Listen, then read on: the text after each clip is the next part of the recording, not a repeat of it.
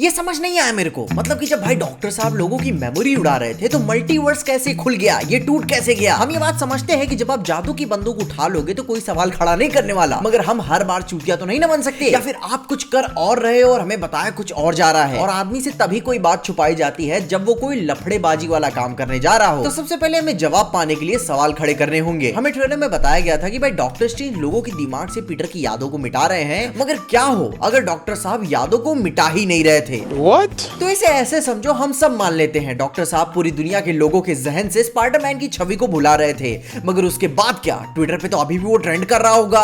Mysterio का statement अभी भी आर्काइव पड़ा है। जे जोना जेमसन का रिवील वीडियो अभी भी पब्लिक है। Don't forget to like and subscribe. Digital footprint छोड़ो, लोगों के पास हार्ड कॉपी न्यूज़पेपर तक आ चुका है। गूगल के search engine, YouTube videos, reaction videos, लोग मेरी वीडियोस डाउनलोड करके रखते हैं। ये तो फिर भी स्पाइडरमैन था। और जब लोग दोबारा से अपनी जिंदगी को वापस से जीना चालू करेंगे तो उन्हें मिनटों भी नहीं रियलाइज करने में लगेंगे कि भाई स्पाइडरमैन कौन है। विच मींस कि डॉक्टर स्ट्रेंज सिंपली लोगों के दिमाग से उनकी मेमोरीज नहीं मिटा रहे थे, क्योंकि ऐसा करना पास्ट में वापस जाने के बराबर होगा। तो इस केस में डॉक्टर साहब एक्चुअली में कर क्या रहे होंगे। मार्वल अभी भी मल्टीवर्स के स्टेज में अभी अपने बेबी स्टेप्स ले रहा है, जो कि इस हिसाब से डॉक्टर साहब in reality basic fundamental level पे अपनी रियलिटी को रीराइट कर रहे थे, जो कि ये सेंस भी बनाता है क्योंकि इस तरह के मंत्र बहुत ही डेंजरस होते हैं। और ये डेंजरस मंत्र आए कहां से होंगे? अपने द बुक ऑफ कैग्लियोस्ट्रो से। हमें डॉक्टर स्ट्रेंज में ही देखने को मिला था कि फॉरबिडन टोम्स में एंशिएंट वन के पास भी इन किताबों का एक कलेक्शन था। कैग्लियोस्ट्रो क्लियरली बहुत ही बड़ा जादूगर रहा था कि वो भाई टाइम से छेड़छाड़ करने के लिए गूदा रखता था, और ये अपने एक्सपेरिमेंट्स के ऊपर किताब तक लिख चुका। उन किताबों में वार्निंग्स भी दी कि गुरु बहुत ही लंपट वाला काम है, समझ के कियो,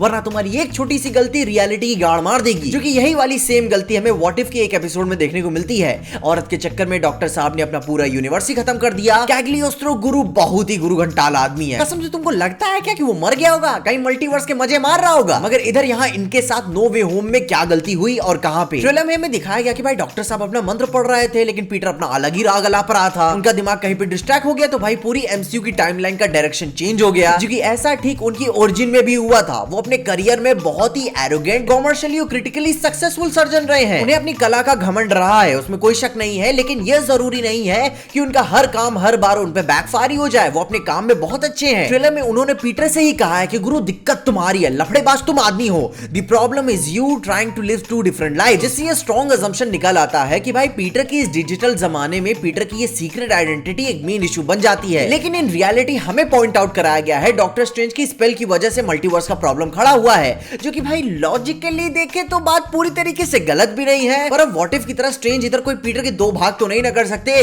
कि पीटर एक सेम रियलिटी में इसके दो सेल्फ एग्जिस्ट करे। दैट विल बी कियोटिक और पूरा यूनिवर्स भी कोलैप्स कर जाएगा, जैसे एक बार हो चुका है। लेकिन बाहर से मेहमानों को तो लाया जा ही सकता है, और ये चीज टोटली समझ में भी आती है कि भाई स्पाइडरमैन की एमसीयू की टाइमलाइन में इंस्टेबिलिटी का ये फोकल पॉइंट बन जाएगा। और जो कि अब रूमर मजबूत होते जा रहे हैं कि भाई टोबी और एंड्रू नो वे होम में आ ही रहे हैं, तो लफड़ा तो ये संभाल ही लेंगे। और उसके ऊपर तो गुरु डॉक्टर स्ट्रेंज का मैजिक मिस्ट्री ही रहने वाला है, क्योंकि भाई मैजिक की डेफिनेशन ही यही होती है कि कोई ऐसा असाधारण स्किल या आर्ट जिससे लोगों को लगने लगे कि वो असंभव काम करने लगते हैं, क्योंकि अगर वो समझ में आ जाती तो वो साइंस ना हो जाती। मैजिक का बस यही तो काम है कि गुरु सुन लिया, मान लीजिए, लॉजिक मत लगाइए। तो गुरु हमने सवाल भी खड़े किए, उसके जवाब भी देने की कोशिश की, मगर तुम्हारा मेमोरी कितनी तेज है, और अगर ट्रेलर में कुछ और भी चीजें भूले नहीं हो तो स्ट्रेंज साहब का इस केओस का कुछ और भी सेंस बनता है तुम्हारे हिसाब से कि उनकी गलती बैकफायर हुई कैसे। गुरु मैंने तो बता दिया कि मल्टीवर्स को रीराइट करने के चक्कर में ये पूरा लफड़ा हुआ था।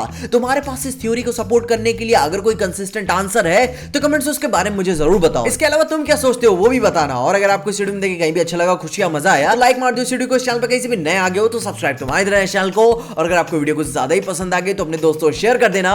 मेरे इंस्टाग्राम और ट्विटर हैंडल के साथ मेरी फेसबुक पेज की भी लिंक नीचे ही आपको डिस्क्रिप्शन मिल जाएगी, जहां मैं यही सारी वीडियोस बहुत ही प्लीजिंग तरीके से एडिट करके विद कैप्शंस डालने लगा हूं। तो वहां भी मुझे फॉलो करके चेकआउट करना मत भूलना, और देखते रहिए पीजे एक्सप्लेन।